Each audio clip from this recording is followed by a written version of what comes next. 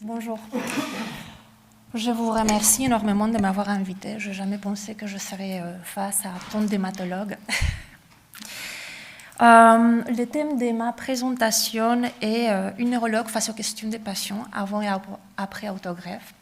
Pourtant, on aurait plutôt dû dire les questions que se pose le neurologue et son patient avant et après l'autogreffe. Vous savez, moi je suis neurologue dans un hôpital général hors APHP dans la banlieue de Paris. Nous sommes des neurologues généraux. Nous avons entre tous une petite cohorte de 250 patients de sclérose en plaques qui est loin des chiffres monstrueux qui sont présentés par la Pitié-Salpêtrière ou les hospices civils de Lyon. Et pourtant, ça m'est déjà arrivé de discuter de l'autogreffe avec plusieurs de mes patients et d'en proposer et greffer un patient. Donc, si on parle des questions qu'on se pose, je vais vous dire très simple. Il n'y en a pas beaucoup, mais celles qu'on a, deux, sont très, très, très importantes. Déjà, à qui va-t-on parler de l'autogreffe? Comme Dr Farge vous a présenté ce matin, un tout petit peu plus tôt, et il y a toute une recommandation des experts publiée en 2020 par rapport aux indications de ces traitements. Si vous regardez la première ligne, je pense que c'est là où on est tous d'accord, dans la sclérose en plaques agressive, avec des poussées, et qui ne répond pas au traitement, ça a été coté comme un traitement standard à proposer aux malades. Vous voyez ? Rappelez-vous que lui vous a raconté que dans les autogreffes, normalement, les maladies auto-immunes sont divisées en deux parties. La moitié correspond à la neurologie. Et dans cette moitié qui correspond à la neurologie, la sclérose en plaques prend les 90% des indications à l'autogreffe. Ce qui est assez remarquable, c'est que dans les tableaux publiés dans la littérature, vous voyez qu'en France, cette proportion est inversée. Donc, quand vous regardez la sclérose en plaques, il y a très peu de malades qui sont greffés chez nous par rapport à d'autres indications comme la sclérose systémique qui prend la plupart des cas. Alors, vous allez me dire, oui, mais tout ça, ce sont des chiffres de 2020 sur des cohortes antérieures à 2018. C'est vrai que dans les dernières années, on a vu arriver en France des thérapies très efficaces, mais bon, elles ne sont pas là depuis 3-4 jours. On avait déjà en 2007 le natalizumab, on avait déjà le rituximab. Après, c'est vrai que l'utilisation de ces thérapies s'est un tout petit peu popularisée avec l'arrivée de l'ocrelizumab. Mais si vous pensez que ces nouvelles thérapies, elles ont résolu tous les problèmes, là, j'aimerais bien vous parler de notre patient, Monsieur A, qu'on a greffé avec Zora. Monsieur A, c'est un monsieur de 33 ans quand je fais connaissance avec lui en octobre 2022. Il était hospitalisé parce qu'il avait présenté de façon assez aiguë un trouble de la marche, d'accord, un trouble oculomoteur avec une vision double, très inconfortable et une instabilité. À l'IRM, déjà, on retrouvait de très nombreuses lésions en faveur d'une sclérose en plaques.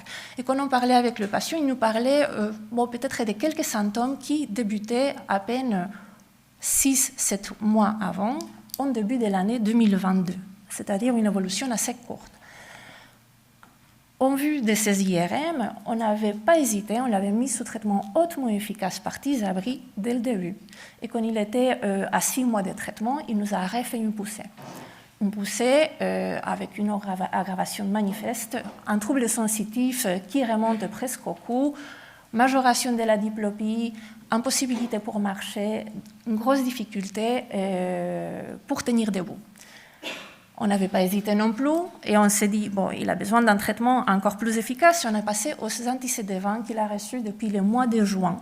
D'accord, un mois plus tard, on a utilisé le rituximab. Quelques mois plus tard, alors que les anti-CD19 ils étaient indétectables, il a refait une poussée sévérissime, impossibilité pour marcher 5 mètres en se tenant au mur, troubles urinaires avec une incontinence, faiblesse généralisée, bon, la catastrophe.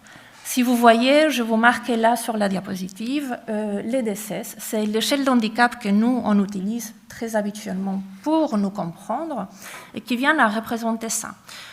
On vous examine en neurologie et on vous donne des points en fonction des choses qui ne vont pas bien, surtout les plans, surtout les systèmes visuels, sur les systèmes de l'équilibre, sur les systèmes de la force, sur les systèmes de la sensibilité.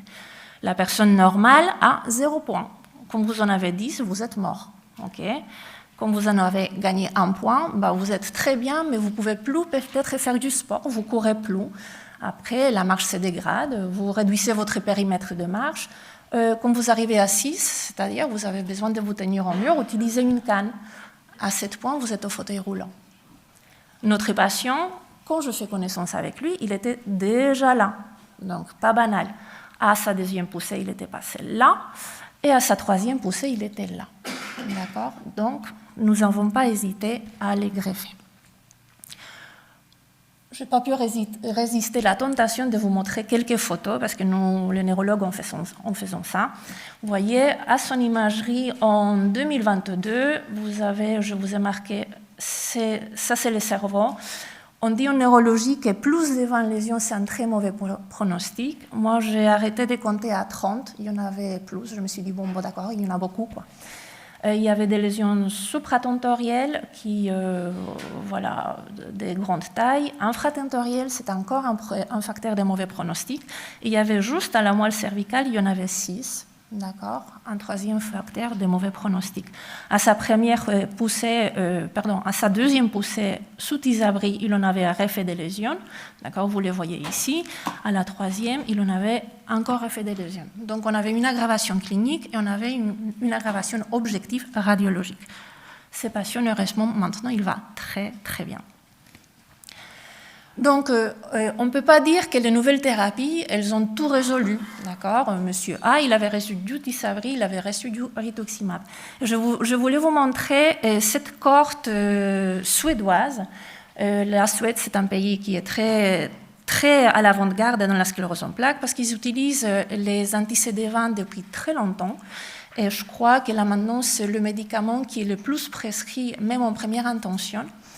Malgré tout, ils ont des échecs de traitement et ils ont aussi une grosse cohorte de patients greffés. Regardez, là, ça c'est un résumé de tous les patients qui ont été greffés jusqu'au 2020, je crois. D'accord, je ne sais pas si vous voyez ici. C'est une rétrospective. Ils ont pris 174 patients avec une sclérose en plaques rémitante récurrente et ils nous montrent ici derrière tous les traitements qu'ils ont eus avant d'arriver à la greffe. D'accord ? Et donc, il y a des patients qui ont reçu 1, 2, 3, 4, 5, 6 médicaments. Il y a d'autres qui ont reçu juste 2. Mais en tout cas, vous voyez qu'il y a une grande proportion qui ont eu du rituximab, un anti-CD20, du natalizumab, un médicament très efficace, de la vieille mitoxantrone, une chimiothérapie super efficace et qu'ils ont échoué. Donc, c'est-à-dire, les médicaments tout puissants, ils n'ont pas tout résolu. D'accord ? Il y a de la place pour la greffe des moelles osseuses. Et nous, on regarde ici, et qu'est-ce qu'on voit ? On voit qu'en France, en fait, je me copie là sur les tableaux de Pauline, et dans les dernières 5 années, on n'a pas greffé beaucoup de patients. Vous voyez, greffé en France, 5, 7, 10, 15, 18. D'accord ? Donc, on est très loin des chiffres qu'on attendrait pour un pays de notre taille avec notre population. Okay ? Donc, le message, il est bien clair. Pensez à la greffe. D'accord ? La deuxième question qu'on se pose, on a décidé de faire une greffe, où est-ce qu'on va-t-on la faire ? Donc, ça revient au même à dire, dans quelles conditions voulez-vous que vos patients soient greffés ? Parce que ce n'est pas partout pareil. Je me remets aux recommandations des experts, d'accord ? Donc, les experts nous recommandent d'utiliser, ou d'adresser nos patients dans des centres accrédités avec une grande expérience, d'accord ? Avec des unités où les experts dans la pathologie et les hématologues travaillent main dans la main et accompagnent tout le parcours du patient. C'est la seule façon de réduire la mortalité. Eh bien oui, si vous regardez ce tableau, d'accord, qui me fait tourner la tête, il y a beaucoup de choses à faire après une greffe. Et ça, c'est juste pour les gens qui vont bien, d'accord. Donc là, ça c'est un peu quelque chose qu'il faut faire de façon systématique dans les 5 ans suivant la greffe. Enfin, c'est quelque chose d'énorme. Donc, moi, je ne peux pas dire, alors, je crois que j'ai loupé une diapositive. Je reviens en arrière, d'accord? Si vous regardez là, le patient qu'on a, il y a plusieurs patients qui ont été greffés à l'étranger, d'accord? Donc je ne veux pas dire qu'en Russie ou au Mexique, ils ne savent pas faire la greffe, d'accord? Mais c'est vrai qu'avec les informations trouvées sur Internet, sans conseil de qui que ce soit, nos patients partent à l'aventure. Est-ce que nous, on sait s'ils vont arriver au bon centre? Est-ce que ce n'est pas possible qu'ils arrivent peut-être dans une clinique qui fait sa publicité sur Internet, qui prend plus de place sur les pages web que des centres de référence? Est-ce qu'ils vont être bien accompagnés? Bon, déjà, ça, vous ne le savez pas, mais en tout cas, vous allez être sûr qu'il n'y aura pas de suivi parce qu'ils vont retourner en France. Donc, pourquoi les gens partent, d'accord, ils ne se font pas greffer ici? Je peux juste imaginer, d'accord? Je peux imaginer peut-être que leur neurologue, il n'ira pas parler de la greffe parce qu'il ne maîtrise pas très bien le sujet. Je peux juste imaginer aussi que peut-être les patients et les neurologues ne se mettent pas d'accord parce que parfois il y a des points de vue différents. Dans tous les cas, dans les 2 cas, si vous avez des soucis, appelez Matec, ils sont là pour nous aider, pour donner un deuxième avis aux médecins, pour donner un deuxième avis aux patients. Merci.